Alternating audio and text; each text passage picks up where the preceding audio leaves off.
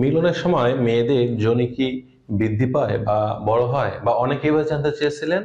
যে সেক্স করার সময় একজন পুরুষের পেনিস যেমন ইরেক্টেড হয় এবং এটা কিন্তু তার স্বাভাবিকের তুলনায় 2/3 বৃদ্ধি পায়, ঠিক একইভাবে স্ত্রীর ভ্যাজাইনা বা যোনিপথ কি বড় হয় কিনা বা এটাও আসলে বৃদ্ধি পায় কিনা। হ্যালো ভিউয়ার্স, আসসালামু আলাইকুম, welcome back to my channel. আশা করি সকলে ভালো আছেন, সুস্থ আছেন। তো মূলত অনেক নারী এবং পুরুষের মনে একই প্রশ্ন থাকে। নারীরাও চিন্তা করেন যে আসলে বিশেষ করে অবিবাহিত মেয়ে যারা আছেন, যে আমার এই ছোট ভ্যাজাইনার মধ্যে আমার একজন পুরুষ যে আমার স্বামী হবে, তার এত বড় পেনিস কিভাবে প্রবেশ করাবো, আমার কষ্ট হবে কিনা। বা আবার অনেক পুরুষও চিন্তা করেন যে আমাদের এত বড় পেনিসটা আসলে স্ত্রী ভ্যাজাইনার মধ্যে প্রবেশ করলে সে নিতে পারবে কিনা বা আমাদের কোনো সমস্যা হবে কিনা, এবং এর আমাদের মতো তাদেরটা বড় হয় কিনা। তো মূলত মেয়েদের ভ্যাজাইনাটা কি, এটা গঠনটা কি, এটা আমাদের জানতে হবে। মূলত বিষয়টা হচ্ছে, মেয়েদের ভ্যাজাইনার গঠন যদি আমরা একটু খেয়াল করি তাহলে দেখা যাবে যে সার্ভিক্স থেকে একেবারে মেয়েদের যে ভালভা, এই ভালভা পর্যন্ত যে নরম মাংসল একটা নালী, যার মধ্যে দেখা যাচ্ছে বিভিন্ন মিউকাস মেমব্রেন বা কিছু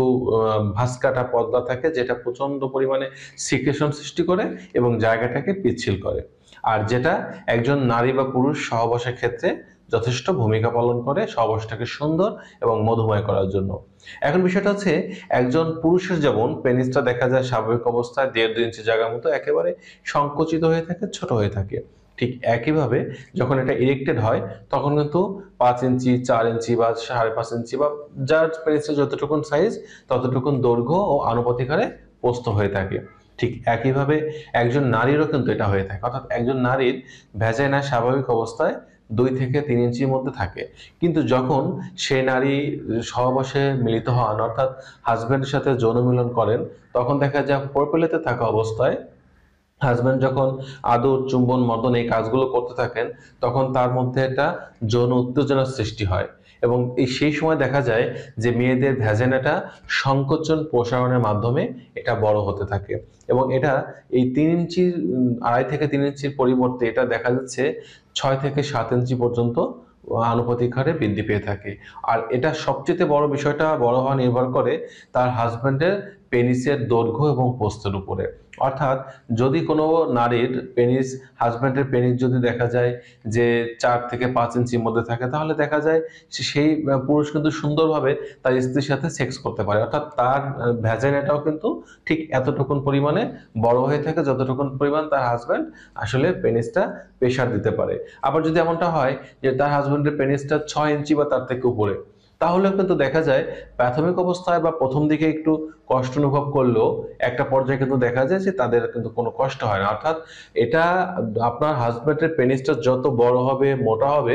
সেই যতটুকুন প্রেসার দিবে বা চাপ দিবে, সেই প্রেশার নেওয়ার সক্ষমতা কিন্তু